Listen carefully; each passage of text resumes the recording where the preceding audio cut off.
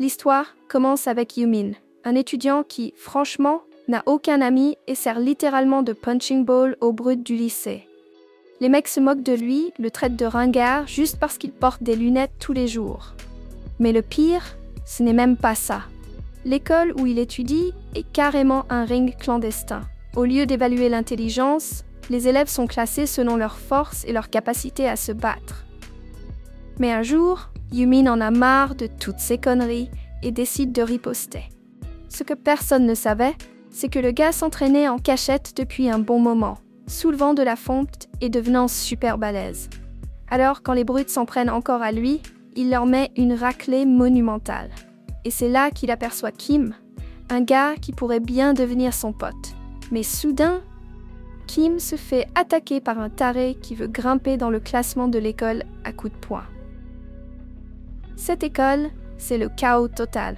Si t'aimes mes résumés, abonne-toi direct à la chaîne pour pas rater les prochaines vidéos. Le pauvre Kim se fait exploser et part en jurant contre ce fichu classement inventé par Han, le mec le plus redouté de l'école. Et il y a de quoi. Ce type est le fils d'un criminel hardcore, donc personne n'ose le défier. Et comme si ça ne suffisait pas, une nouvelle prof débarque dans la classe. Et devine quoi? Elle a déjà donné des cours particuliers à Yumin, donc elle a un petit faible caché pour lui. Mais les élèves n'ont aucun respect. Ils lui balancent de la bouffe dessus et quelqu'un lâche même un pet en classe qui rend l'air irrespirable. Sérieux qui fait ça? Et là entre en scène Mo, le mec le plus flippant du fond de la salle. Il se réveille d'un coup, demande qui est le comique, et quand il découvre le coupable, il lui colle une droite sans hésiter. Détail important, Mo est un des élèves les plus forts du bahut et répond à n'importe quel regard de travers avec un bon vieux coup de poing. Il balance même le mec hors de la classe. Yumin, qui voulait juste la paix, assiste à tout ça et a une idée, créer un groupe d'études pour éradiquer le harcèlement scolaire. Mais pour ça, il veut d'abord recruter Kim. Le souci? Kim est une vraie flippette et ne veut rien savoir. Mais Yumin ne lâche pas l'affaire. Il insiste jusqu'à ce qu'en pleine embrouille, Mo coince Kim et lui mette une bonne série de coups. Le pire, Kim doit 20 000 $ à Mo et a jusqu'au lendemain pour rembourser, sinon il finit en fauteuil roulant. Yumin ne laisse pas passer ça. Il enfile un masque et sauve Kim in extremis. Kim lui explique alors qu'il a emprunté cet argent parce que son père est un alcoolo et qu'il devait payer ses frais de scolarité.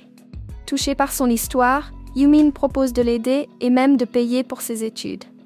Mais avant ça, Mo tente à nouveau de frapper Kim et Yumin règle ça rapidement. Un seul coup de poing et Mo est au sol, en train de payer pour tous ses péchés. À partir de là, leur amitié commence à se renforcer. Pour prouver ça, Yumin offre à Kim son cahier de notes. Mais Mo, qui n'accepte pas la défaite, débarque de nulle part et balance une chaise sur la tête de Yumin. Sérieux, ce gars a besoin d'un psy, de toute urgence. Mo comprend que Yumin était le gars masqué qui l'a battu. Furax, il fait sortir tout le monde de la salle pour régler ça à sa manière. Il brûle le cahier de Yumin et quand ce dernier essaie de le sauver, Mo le frappe avec une barre de fer. Mais là, retournement de situation. Yumin bloque tous les coups et fait tomber Mo par terre, laissant tout le monde bouche bée. Mais quand il voit son cahier partir en fumée, mec, il se transforme. Il saute sur Mo comme un maître de karaté et enchaîne les coups dans tous les sens. Mo essaie de riposter et lui lance un sac en feu, mais Yumin fait une pirouette et lui renvoie le sac. En pleine tête. KO total. Yumin essaie même de réveiller Mo pour qu'il s'excuse auprès de Kim, qui finit par reconnaître la force de son pote et accepte de rejoindre le groupe. La prof arrive pile à temps, éteint le feu et le directeur débarque aussitôt. Toute l'école accuse Yumin d'agression et veut le faire virer. Mais là, la prof devient la MVP du moment et le défend, affirmant qu'il ne faisait que se protéger du harcèlement. Elle balance la vérité sur le fait que l'école est infestée de brutes. Et au final, convainc le directeur de ne pas l'expulser. En bonus, il y a même un petit recrutement, et 5 personnes acceptent de rejoindre le groupe anti-harcèlement. Mais il y a un hic. Quand il demande aux autres élèves s'ils veulent les rejoindre, tout le monde fait une drôle de tête. Apparemment, personne n'a jamais étudié dans ce lycée. 4 heures plus tard, le résultat, un seul élève se pointe, mais pas pour bosser. Pour les tabasser. Le mec est le troisième plus fort du lycée et Yumin, naïf, pense qu'il veut être pote. Mais qu'est-ce qu'il fait? Sans faire exprès, Yumin lui met une grosse patate et le gars s'évanouit. La légende de Yumin commence à se répandre dans le lycée et maintenant, il entre dans le top 10 des plus forts. Mais ironiquement, ça ne fait que renforcer la peur qu'il inspire aux autres. Personne ne veut rejoindre le groupe. La seule à les traiter correctement, c'est la prof, qui leur offre même à manger. Mais quand Mu rentre chez lui, il est dans un sale état, complètement piétiné. La prof essaie de l'aider, mais ce gars est un vrai taré. Il lui tire les cheveux, la jette au sol et prend une barre de fer. Heureusement, elle appelle Yumin, qui débarque en mode super-héros et fonce dans la baston sur le parking. Les sbires de Mu frappent même la prof, ce qui fait péter un câble à Yumin, qui leur balance une rafale de coups digne de la fin d'un animé. Après le combat, il reçoit un message mystérieux d'un élève qui veut rejoindre le groupe. Mais quand il y va, il se retrouve dans une salle remplie de filles. Qui a envoyé le message? Lina, la sœur jumelle de Mu. Et là, il commence à stresser, parce que la fille est canon et pleine de mystères. Mais Lina aussi est victime de harcèlement. Elle encaisse sans broncher quand on la frappe. Mais quand on s'en prend à son amie Leia, elle craque et balance un coup de ouf à l'agresseuse. La brute ne se laisse pas faire et lui colle un chewing-gum crade dans son cahier. À ce moment-là, Yumin arrive, rattrape le chewing-gum au vol et jette un œil au cahier, remarquant que Lina est super organisée, tout comme lui. Mais avant que quelque chose ne se passe, débarque un certain Léon, un ancien du lycée et pote de la brute qui prétend être le petit ami de Lina. Le mec menace direct Yumin, mais ce dernier reste zen. Le souci, c'est que Léon est complètement timbré. Il supporte pas que Lina parle à un autre gars et exige qu'elle soit punie. Si elle veut s'en sortir, elle doit l'embrasser. Mais Lina, quelle femme, préfère se faire frapper plutôt que de céder. Jusqu'à ce qu'un chewing-gum lui atterrisse en pleine figure. Devine qui l'a lancé?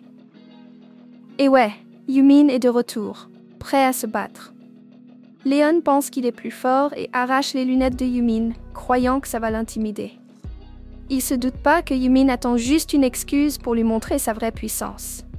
Avant que le combat commence, le surveillant débarque et Léon fait semblant d'être son pote, disant qu'il le reverra bientôt.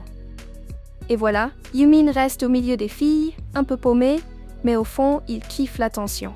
Plus tard, il découvre que celle qui a envoyé le message, c'est Leia, qui avoue que Lina est très maltraitée à cause d'elle.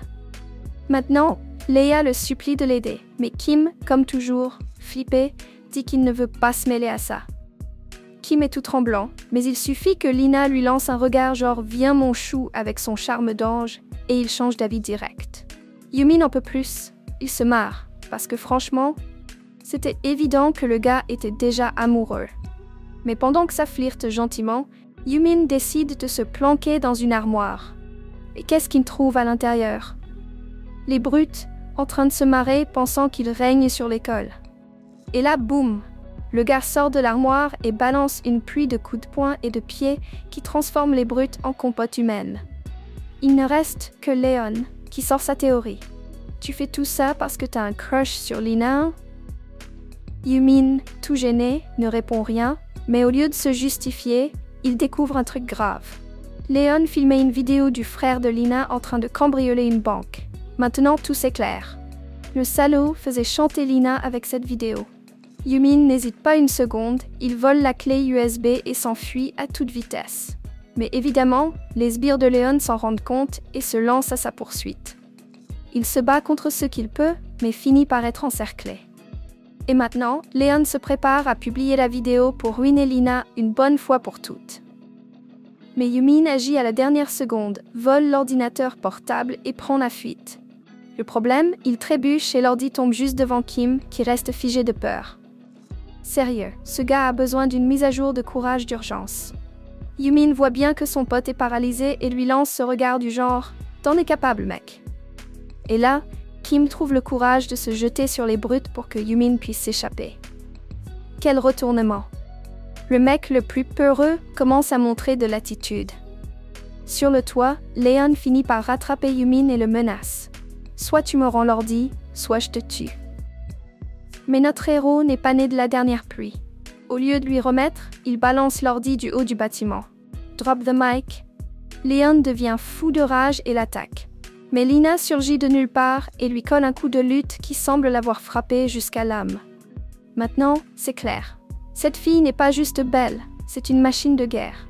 Yumin, évidemment, tombe encore plus sous son charme. Mais là, gros choc. Le frère de Lina débarque avec un couteau à la main. Le gars est prêt à en finir avec Leon. L'ambiance devient tendue. Il va le poignarder. Mais dans un moment d'émotion pure, la prof s'interpose. Elle prend le coup à sa place. Et pourquoi elle fait ça? Parce qu'elle ne voulait pas que le frère de Lina détruise sa propre vie en commettant un meurtre. Elle tient vraiment à ses élèves. Yumin ne perd pas une seconde et l'emmène direct à l'hôpital, où elle subit une opération d'urgence. Heureusement, elle survit. Lina, dévastée par ce qui s'est passé, s'excuse et promet de payer tous les frais médicaux. Mais Yumin, qui a déjà un crush sur elle, dit qu'il s'en occupera. Et en bonus, il lui propose de rejoindre le groupe anti-harcèlement. Lina accepte direct. Mais à peine le petit moment romantique commence qu'une brique traverse la fenêtre. Yumin regarde et voit une brute le défier en duel pour monter dans le classement. Le gars lui dit de descendre. Mais Yumin, tranquille, lui répond « Si tu veux, considère-toi déjà comme vainqueur. » Le caïd est surpris. Et pour attirer l'attention, il commence à maltraiter par jeu un élève roux qui admire Yumin mais se fait toujours harceler. Là, c'est la goutte de trop. Yumin ne supporte pas l'injustice. Et d'un coup, il saute par la fenêtre et envoie un énorme coup de poing dans la face du caïd. Les potes du harceleur se barrent en courant, terrifiés. Par jeu, ému, demande à rejoindre le groupe. Mais Yumin remarque que son regard est plein de vengeance et ça ne colle pas avec l'esprit du groupe. Alors, avant de l'accepter, Yumin lui propose un test différent. Il balance un livre de maths devant lui et lui dit de résoudre les problèmes. Et devine quoi? Le gars accepte le défi. Mais avant que l'ambiance étude s'installe, un mafieux débarque à la bibliothèque et kidnappe par jeu. Il l'emmène dans une usine abandonnée où on découvre qu'un gang de criminels recrute les élèves les plus forts pour créer une mafia invincible. Pour intégrer le gang, Parjeu doit prouver sa force. Il doit atteindre une voiture avant que les bandits ne le tuent. Il essaie, mais se fait massacrer et échoue au test. Et alors que les mafieux s'apprêtent à en finir avec lui, Yumin débarque au dernier moment pour sauver son pote. Le chef du gang rigole face à son audace et décide de lui montrer qui commande. Mais c'est Lina qui passe à l'action et elle envoie tellement de coups à l'un d'eux qu'elle lui brise les os. Yumin est sous le choc. Attends, cette fille est forte, magnifique et en plus, elle se bat comme une pro. Faut que je l'embrasse maintenant. Il se jette lui aussi dans la bagarre. Mais quand il tente de frapper le chef, le type bloque le coup. C'est la première fois que quelqu'un résiste à un point de Yumin. Le vilain commence à se moquer de ses amis, surtout de Lina. Grave erreur, parce que Yumin ne laisse personne parler mal de sa chérie. Il prend alors une décision radicale. Il utilise une technique secrète que son maître lui avait interdite. D'abord, il projette le chef contre le mur, le fait voler, lui frappe la tête et à la vitesse d'un guépard enchaîne des millions de coups jusqu'à ce que le type traverse le mur. Complètement dingue. Mais alors qu'il pense que tout est fini, une voiture débarque de nulle part pour le renverser. Par jeu, au dernier moment, pousse Yumin et lui sauve la vie. Là, c'est clair, il a prouvé qu'il est un vrai ami. La police arrive et arrête toute la mafia. L'agent, choqué, demande quel adulte a fait ça. Quand Yumin et ses amis disent que c'est eux, il ne les croit pas. Comment un groupe de lycéens aurait pu démolir un gang entier? Maintenant que l'équipe est au complet, Yumin fonde un groupe officiel et tout le monde partage ses histoires de harcèlement passé. Ils décident de changer les choses dans leur école, mais les problèmes ne sont pas terminés. Leon revient provoqué en balançant des saletés sur Lina. Et Yumin lui sort un « Parle encore comme ça d'elle et tu finis à l'hôpital ». Le respect est imposé. Pour couronner le tout, la prof arrive avec un nouveau défi. Un tournoi inter-école pour tester l'intelligence des élèves. Le souci? L'école adverse est moderne, propre, remplie de petits génies. Pendant ce temps, leur école à eux est une vraie décharge, et Yumin réalise qu'il s'est inscrit dans l'école la plus violente du pays.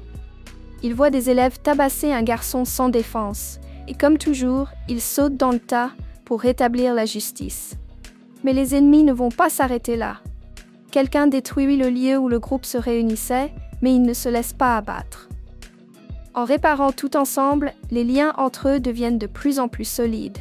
Et est-ce qu'un nouvel amour est en train de naître dans ce chaos?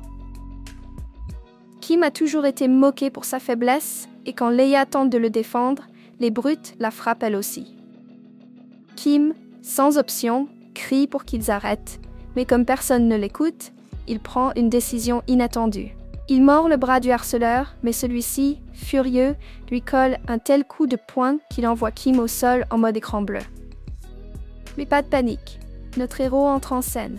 Yumin débarque et d'un simple toucher du doigt, envoie le harceleur sur orbite. Sérieux, imagine s'il avait utilisé 2 doigts? Tout le monde est choqué, il commence à le prendre en photo, mais Yumin active son hack ultime et efface toutes les preuves des portables grâce à une technique secrète. Ce mec, c'est un ninja, sérieusement? Pendant ce temps, Kim se sent nul et s'enfuit, ignorant que Yumin veut juste l'aider. Chez lui, la situation empire encore. Son père, un vrai connard, l'insulte parce qu'il ne ramène pas d'argent à la maison. Le mec ose même le comparer à sa mère décédée. Révolté, Kim fait une promesse. Il va étudier, avoir son diplôme et ne jamais devenir comme son père. En sortant de chez lui, devine qui l'attend? Évidemment, Yumin, le pote de l'année. Il lui propose même de venir habiter chez lui, mais Kim, borné, refuse. Il dit qu'il n'est plus un enfant et n'a besoin de personne. Mais le destin en a décidé autrement. Le harceleur d'avant revient pour se venger, et Kim panique. Sans choix, il appelle Yumin, qui au lieu d'intervenir, décide de lui apprendre à se battre. Grâce au conseil de Yumin, Kim commence à esquiver les coups comme un vrai ninja. Il lève les yeux et voit Yumin sur le toit, en train de tout observer. Le caïd, crevé d'avoir raté tous ses coups, commence à fatiguer. Yumin crie « C'est le moment, Kim !» et quelque chose s'éveille en lui. Avec toute la force de son âme, il se relève et envoie une patate tellement violente que le caïd s'évanouit sur le champ. Quelle réaction c'était! Kim, choqué par sa propre force, n'arrive même pas à croire ce qu'il vient de faire. Yumin arrive et l'emmène chez lui pour se reposer. Mais à leur arrivée, la mère de Yumin les attend déjà. Et vu son regard, ça sent les ennuis. Yumin panique et tente de s'expliquer, mais lorsqu'elle découvre qu'il aidait un ami, elle laisse Kim dormir chez eux et le traite comme son propre fils. Parce qu'elle a toujours voulu avoir un autre enfant, mais n'a jamais pu. Kim ressent une affection qu'il n'a jamais connue auparavant, et il est profondément reconnaissant. Pendant la nuit, alors qu'ils dorment, Kim découvre un secret sur Yumin. Il est obsédé par les études parce que son père était un scientifique de génie et on l'a toujours poussé à lui ressembler. Le lendemain, la mère de Yumin prend une décision radicale. Elle convoque le directeur et décide de transférer son fils dans une école privée à Séoul. Le groupe panique. S'ils veulent que Yumin reste, ils doivent prouver que leur école n'est pas si mauvaise.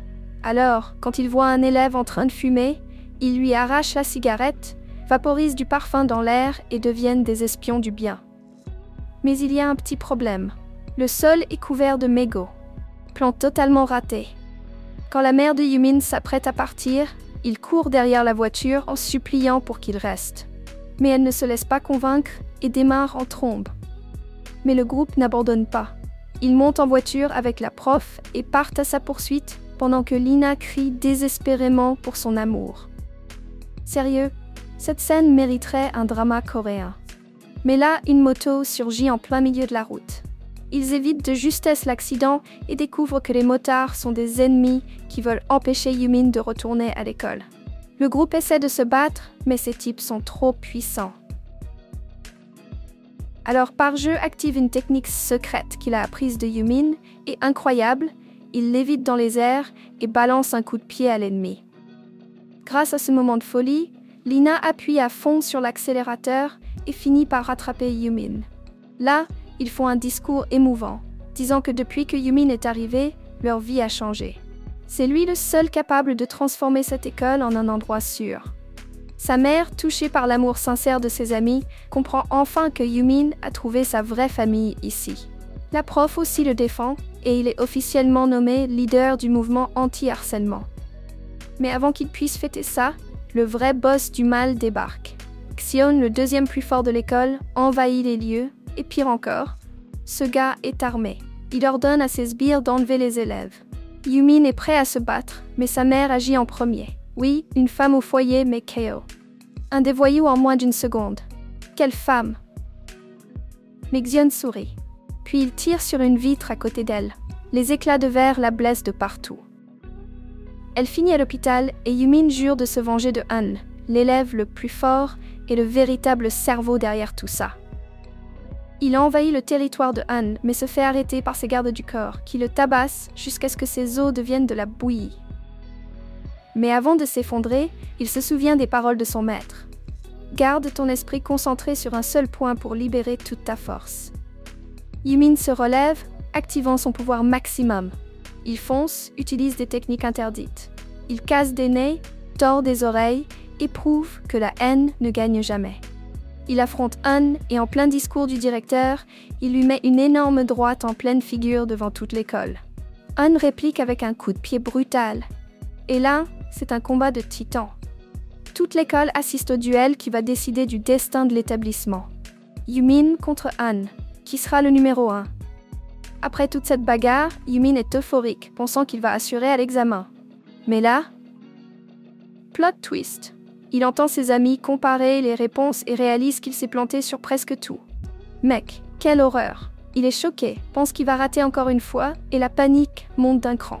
Pendant ce temps, sa mère, toujours en convalescence à l'hôpital, appelle la prof pour la remercier de prendre soin de lui. Mais elle demande « Où est-il ?» parce qu'il n'est pas rentré.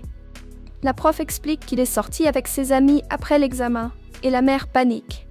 Elle sait que son fils perd toujours les pédales après une épreuve. Et en effet, ça dégénère. Yumin ne gère plus son stress, entre dans un état de transe totale. Il perd la tête, ignore ses amis et commence à frapper tout ce qu'il voit.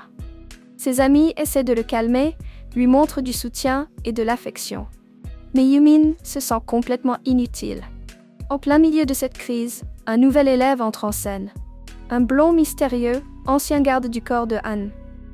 Son grand-père vient de mourir et il est seul au monde. Mais contrairement à Han, Yumin et ses amis l'accueillent sincèrement. Ils restent à ses côtés, le soutiennent dans ce moment difficile, et pour la première fois, le blond sent qu'il a de vrais amis. Et enfin, les résultats de l'examen tombent. Les amis ont réussi. Mais maintenant, le moment crucial. Yumin a-t-il réussi ou non? Il regarde sa note. Admis. Mec, il a réussi. Il n'est plus le dernier de la classe. Quel retournement de situation. Grâce à cette victoire, la prof jette ça à la figure du directeur. Le groupe d'études fonctionne vraiment. Le directeur ne peut pas le nier et commence enfin à modifier certaines règles de l'école. D'abord, il autorise la prof à dénoncer Han pour toutes ses horreurs. Et là, ça part en vrille. Han, qui se baladait toujours en voiture de luxe comme un roi, est forcé de descendre de sa caisse et d'entrer à pied. Et qui le fait descendre? Béon, qui fait désormais partie du comité disciplinaire. Ah, quel moment satisfaisant! Sachant qu'il perd le contrôle, Han s'allie à son père criminel et commence à jouer salement. Il paie des influenceurs pour répandre de fausses rumeurs disant que Yumin et ses amis sont les vrais harceleurs. Quel enfoiré! Le directeur, qui est totalement corrompu, utilise cette excuse pour punir Yumin et ses amis. Il leur interdit de se battre et les menace. Si vous vous battez à nouveau, vous serez expulsés. Mais là vient le coup fatal. Han lance un véritable Battle Royale dans l'école. Il offre une récompense énorme à l'élève qui restera debout en dernier. C'est le chaos total à l'école. Han débarque et balance la vérité à Yumin. Tu ne changeras jamais cette école. Les élèves sont mes esclaves. Et maintenant, ton groupe d'études est terminé. Les gardes de Han détruisent tout ce que Yumin et ses amis avaient construit. C'est un choc monumental. Et pire encore, Yumin, impuissant, reste figé, sans se battre.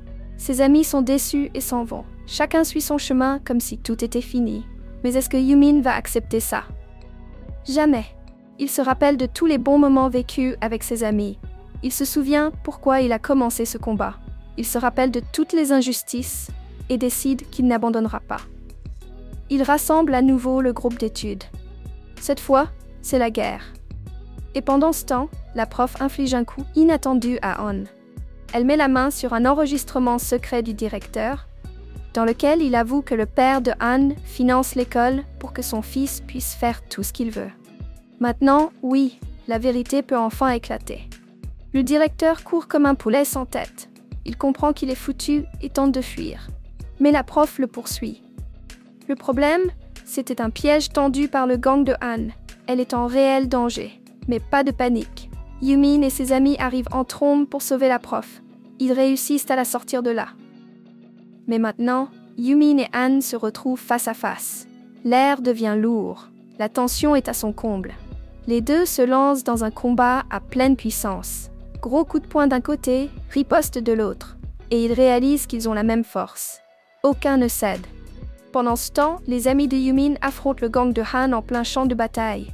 Chacun se bat pour survivre. Yumin doit gagner vite pour sauver Lina et la prof. Mais Han ne plaisante pas. Il joue sale. Et dans un coup cruel, il tord la cheville de Yumin, le héros. Une douleur insupportable. Il est sur le point de s'évanouir. Mais la vraie souffrance commence maintenant. Han se met à se moquer de la prof et de Lina. Il dit qu'elles vont mourir et que Yumin ne peut rien faire.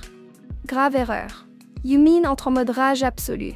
Il ignore la douleur, grimpe sur les murs comme un vrai ninja et commence à attaquer Han de toutes les directions. On ne voit même pas d'où viennent les coups. Et puis, d'un ultime coup de poing, Yumin fracasse le sol sous la force de l'impact. Han est à terre. Le roi est tombé. Yumin est le nouveau numéro 1, mais pas le temps de fêter ça. Il court pour sauver la prof, mais son corps n'en peut plus. Il s'effondre. Et là, le moment le plus émouvant se produit. Le gang de Han, maintenant armé, encercle la prof. Elle sait qu'il n'y a plus d'issue. Elle est prête à accepter son destin. Mais alors, quelqu'un se place devant elle, tenant une batte, prêt à donner sa vie pour elle. Et ce n'est pas qu'un seul. Tous les élèves de Yumin apparaissent, un par un, pour la défendre. Peu leur importe de se faire frapper ou même de mourir. Ce qui compte, c'est protéger ceux qu'ils aiment. Et après un long combat, les amis de Yumin l'emportent. Le lendemain, une réunion disciplinaire a lieu, et enfin, justice est faite. Han est expulsé de l'école. Le mec est furieux. Mais à la sortie, la police l'attend. Il est arrêté pour meurtre, et il n'est pas le seul à tomber. Le directeur aussi est arrêté pour corruption. Avant d'être emmené, il demande une dernière cigarette. Mais la prof la lui arrache des mains et dit « Maintenant, c'est moi qui commande ici, et la clope, c'est interdit. » La victoire est à nous, les amis. Maintenant que l'école est enfin libérée des griffes de Han, Yumin prend les commandes et change tout. Il supprime l'application du classement des combats pour que personne ne soit plus jugé par sa force, mais par son intelligence et sa bonté. Il lance une nouvelle ère dans l'école, où chacun a de la valeur. Et à la fin, Yumin regarde autour de lui et voit ses amis. Il comprend que, tant qu'ils seront là, il ne sera jamais seul. Parce qu'un véritable ami ne se contente pas de te tenir la main, il touche ton cœur.